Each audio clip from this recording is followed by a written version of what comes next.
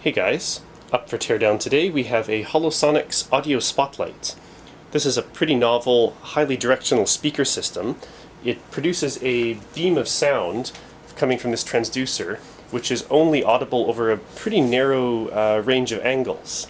It works basically as a, if you can see through the grill here, there's a bunch of ultrasonic transducers. And these are basically operated as a phased array, producing a beam of focused ultrasound. And because the wavelength of ultrasound is short, you can focus the beam pretty effectively. And then it modulates this ultrasound, it amplitude modulates this ultrasound along with the sound. And this, combined with an effect similar to that is used in ultrasonic acoustic levitation, basically rectifies this ultrasound into a pressure in your eardrum or or in a microphone, and produces sound at the destination. I'll give you a quick demo here. It's kind of hard to convey this on video, but it's a really interesting sensation in person. And this is used for things like potentially advertising displays or other applications where you need to produce a highly focused beam of sound. When I have it aiming over here, you can probably not hear much at all, and as I turn it towards the camera,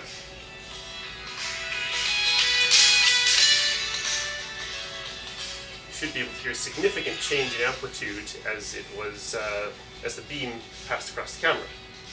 I haven't seen anyone do a teardown of one of these commercial units before, so it'll be very interesting to see what's inside this. These are pretty expensive. I'm seeing pricing somewhere on the order of $1,200 to $1,500 US for one of these systems. There's lots of people on YouTube who have built these using low-cost ultrasonic transducers. I've linked one of the videos up here. They also go much more in depth into the theory of how this operates. The effect used to make this work is kind of, as I said earlier, is kind of similar to ultrasonic acoustic levitation. And Mikeselectricstuff did a fantastic video on building an ultrasonic acoustic levitation system, also linked up here. But yeah, let's start with the transducer. It looks like this has a whole bunch of screws along the back, so let's start taking this apart. And of course it says do not open. We are of course not going to obey that. Let's see, how does this go together? Oh, it's just these little push pins. Okay. This might be a bit of work, but let's see how it goes.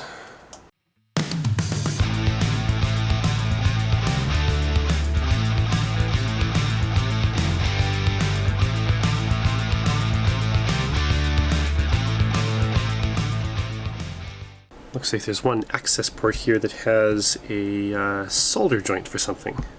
Okay, let's see. Doesn't quite want to come apart yet. What's holding it? Oh, I've forgotten one.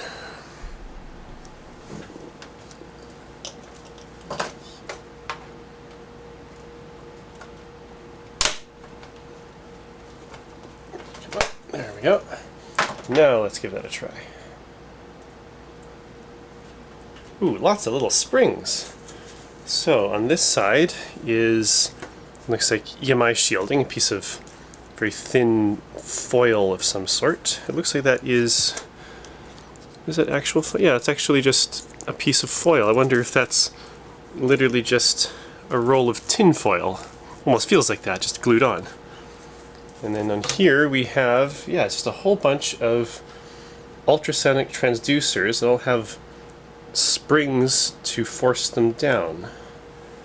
Okay, let's take one of these off. Uh-oh, I have damaged something there. There's a very thin foil in this as well. So we have a washer, and then the transducer, I guess? Yeah, unfortunately I damaged a bit of the foil here. Okay, yeah, these are not piezo transducers. I was expecting these to be piezoelectric transducers, but it looks like they are just yeah, I'm going to have to open this up further. Yeah, I was expecting piezo transducers, and it's not. It's something else. It looks like they're tensioning Okay, yeah, there's a slight, get this to focus, there's a slight lip on the edge of this, and they're tensioning a very thin aluminum foil over the top of it. I can kind of see why they said don't open this. Yes, one of these transducers might not be working, but I think this thing should still be usable after this. Okay, yeah, it's clear to me now how this actually works. Unfortunately, I don't think I'm going to be able to take it apart any further without destroying it. They've basically heat-staked this front mesh onto it, so to see the other side I'd have to rip the whole front off. But yeah, how this seems to work is these white plastic pieces have a foil, probably similar to this foil glued to them. This disc goes on and pushes and the spring then pushes the disc down to tension the foil smoothly over the top of this disc, and then on the other side of these, with a short gap, you can see it in this hole, there's a mesh, and that mesh, I believe, will be electrically connected to this, which goes to one side of the cable which injects the high frequencies. This thing here, I'll have to pull it out a bit. This might be some sort of either just a breakout for this cable or potentially a transformer. So yeah, one side of the incoming signal goes to this front mesh in front of the all of the discs. The other side goes to this piece of foil, which then electrically contacts the back and then couples to all of the metal discs.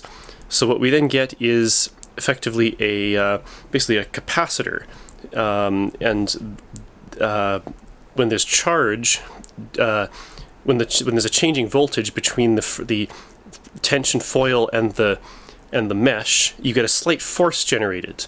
So this force then moves the foil slightly, and that's what actually generates the ultrasonic sound. That's a clever and cheap way of making a transducer like this. It also looks like these parts are modular because they sell different dimension versions of this. Like this is the 16 by 16 inch. They make an 8 by 16 inch, which is presumably just 2 of these white sections rather than 4. So it's a very nice modular design. Yeah, so for this one with the damaged foil, I think it will probably be okay as long as the foil doesn't bend down and short out to the front mesh. And if it is damaged, I can probably just remove this one, and that won't overall cause a large discrepancy in performance. It will still be pretty much as good as it was before, but yeah, something to watch out for if you're ever opening one of these up. Actually, I take back what I said about these being electrostatically coupled to the mesh on the front. And now that I see it, there's these springs here that couple the front mesh onto the back foil here. I believe that's for EMI shielding. So it seems that, yeah, all the backs of these discs and the screen in the front are at the same ground potential, and this wire somehow influences the voltage on the foil relative to this disc. The other thing I notice, if I carefully probe the foil with continuity, there is no continuity. So this is some sort of metallized plastic. So what I'm thinking now is that this electrode over here connects to the front of this metallized plastic, and the top part here we see is the insulator, and the capacitance or the electrostatic force between the foil, the aluminum on the foil, and this disc is what generates the force to work as a transducer.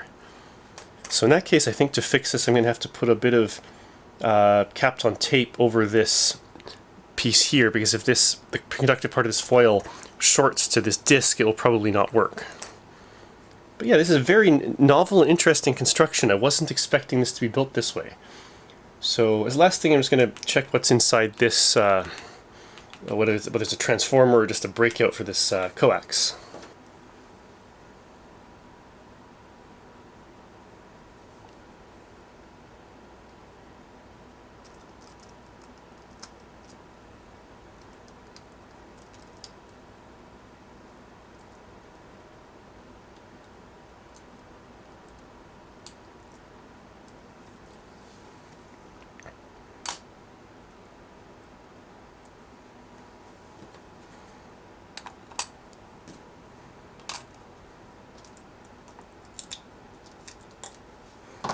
Okay, that should be ready to go back together again pretty much.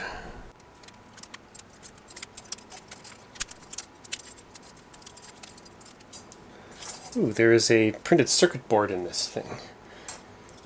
So it's heat shrunk. Okay, yeah, there's actually quite a bit in this. There's like a diode, there's active components in this. Yeah, let's...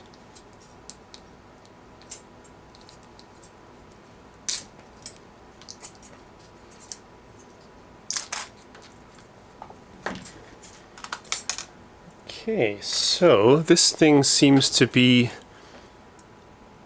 So it has looks like a resistor, some capacitors, and some diodes on it. Yeah, let me see if I can reverse engineer the schematic from this. 450 volts, that's pretty high voltage. And also I've confirmed that the plastic on this is indeed, if I connect to here, the top is not connected, but the other side of this foil is connected. That is, yeah, so it is a metallized plastic foil, as I had thought earlier. Okay, reverse engineering is complete. This circuit basically applies a negative DC bias voltage to the output. This circuit here basically generates a negative DC voltage equal to the peak-to-peak of the input voltage. And these resistors hold the output on average at that level with these coupling capacitors. There's an inductor here that I can only imagine is probably to compensate for the capacitive reactance of the cable and cancel that out. And there's some not fitted, there's some diodes here that are not fitted. I think those might be Zener diodes to clamp this at a certain voltage.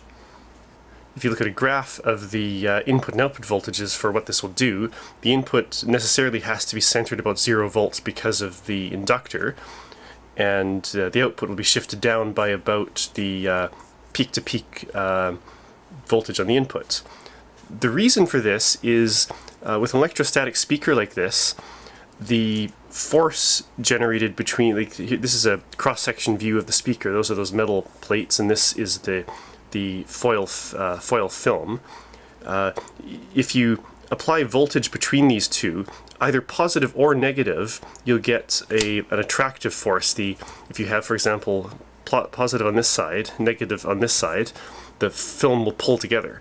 And if you reverse those and have negative here and positive here, it will also pull together. So if you were just to apply the input voltage to this, you'd get sort of a rectification effect. You get a doubling of the frequency. So at the positive peak they'd pull together.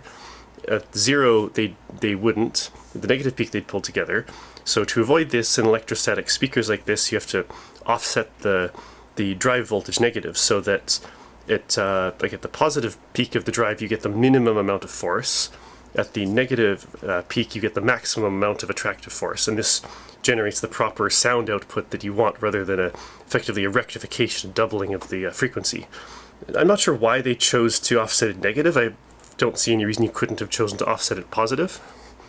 But yeah, it took me a while to figure out what this circuit was. It was a little bit complex to figure out all of the wiring on this. The other thing that's puzzling me is I don't understand why they put this in the speaker and effectively had to take up one of the spots, because this circuit perfectly well could have been put in the amplifier unit. Maybe this was something that they decided to change after. I'm not sure. Yes, there's absolutely no reason you couldn't just run this coax straight to the terminal point here and put that in the amp. Now let's take a look at the amplifier or driver. I don't know what did they call this? Sound beam controller. And looks like all of the labels here have been just printed at an inkjet printer, including the warranty seal. Okay, let's see what's inside this thing. Oh yeah, I'd like to give a shout out to Joel Brinton, who donated this for teardown. I worked with him at my last job at just before starting Crontech at SIG Labs. That was a company doing a wireless Internet of Things radio system. Okay, so that comes off. We should be able to do the same. Actually, it looks like the whole thing will just slide out once we get these screws out.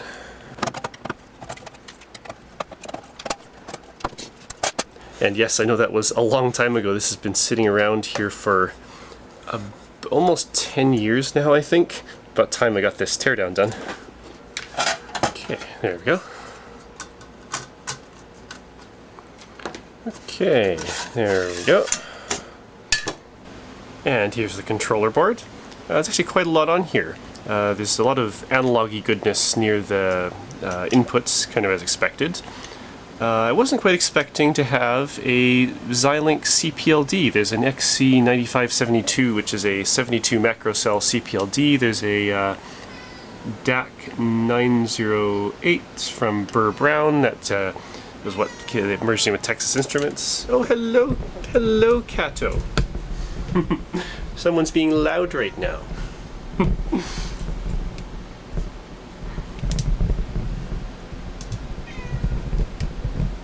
Yeah, there's also a AT-Tiny microcontroller, and yeah, it's a bit more analog-y stuff. I wasn't expecting a DAC. I'm curious how this thing actually works. We'll do some measurements on this later. On the top here, it's a couple of half bridges. I imagine that's to generate the RF, well, not RF, it's the ultrasonic ultrasonic frequency, and then some either transformers or inductors, plus a capacitor for some sort of likely a filter to remove the high frequencies from the square waves that are generated by these by the output stage. There's a few notes on this. Swamp 6309. Wonder if that's a code name. 2006 Holosonics Alex CH Mave. And there's a few test points labeled here. J71 after high pass, J72 after low pass, J305 triangles, J306 modulated. We'll have to go and take a scope to those later. And it looks like for these inductors or transformers or whatever they are, both of them have at least two windings, because there's two windings on each side. The other side of the board is just completely just a solid ground plane. Yeah, I'm going to put the speaker back together, hook this up, and then we'll do a bit of probing on this and see if we can find anything interesting. Okay, let's give you some attention. Yeah. Oh yeah.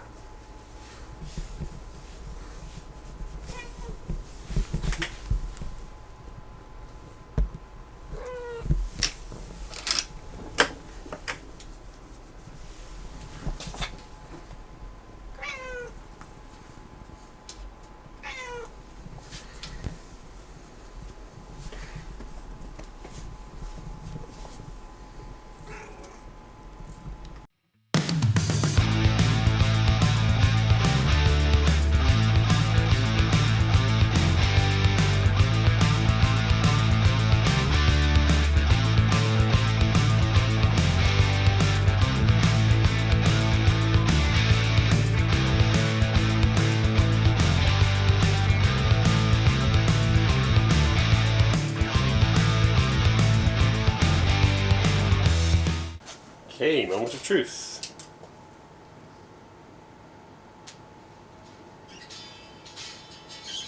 Yes, okay, all seems to still work. Awesome, yeah, I'd worried I'd damaged the driver there, but no, everything seems to be fine.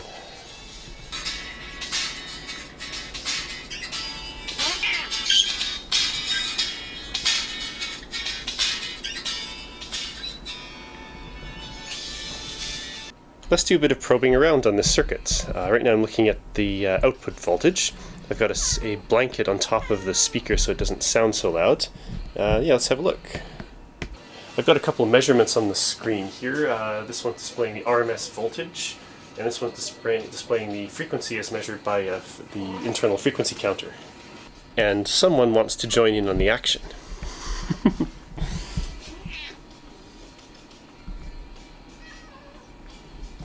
starting out with no audio input. Looks like we're getting about 17 volts RMS, 62.186 kilohertz. Seems very stable.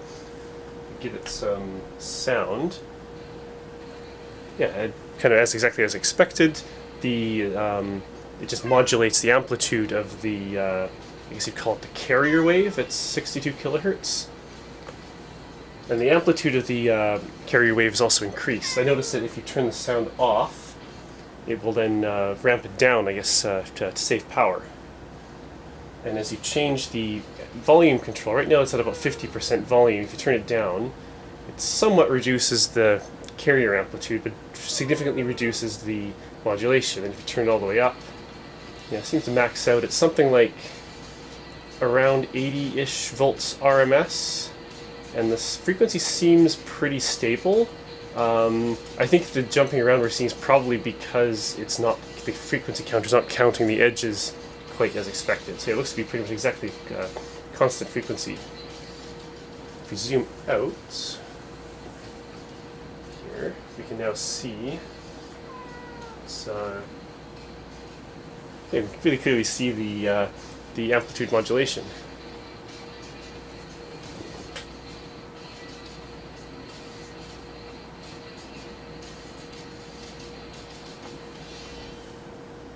Now let's see what happens if we disconnect the speaker while it is running. What happens?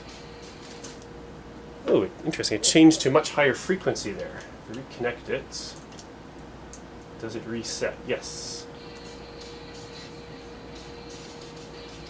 I'm going to try to stop this when I disconnect it. Ah, I just missed it. Let's try that again.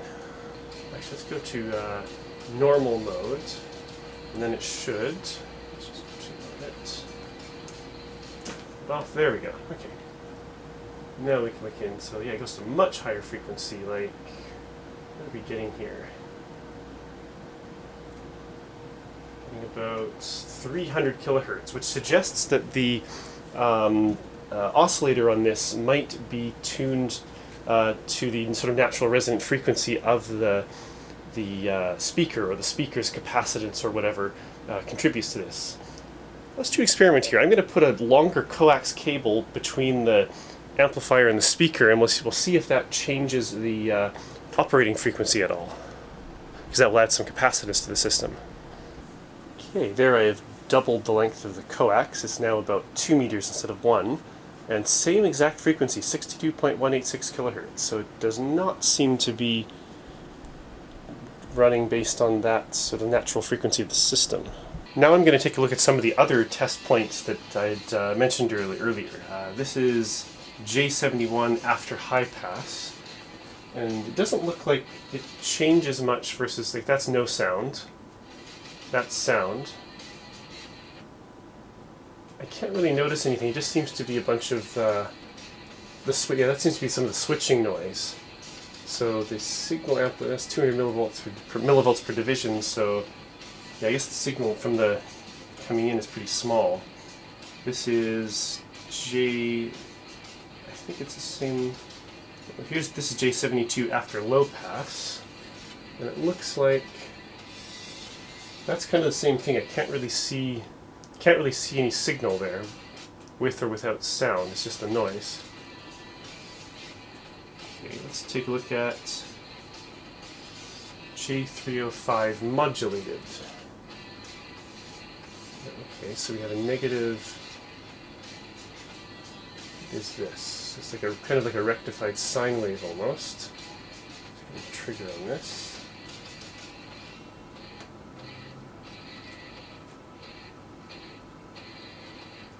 There we go.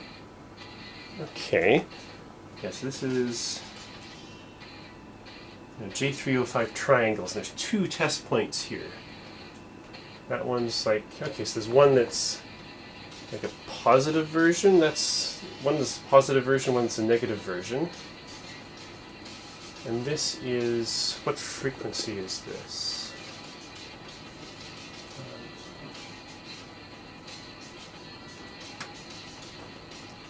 Used to be about 300 and some kilohertz. Okay. And then what is J306 modulated?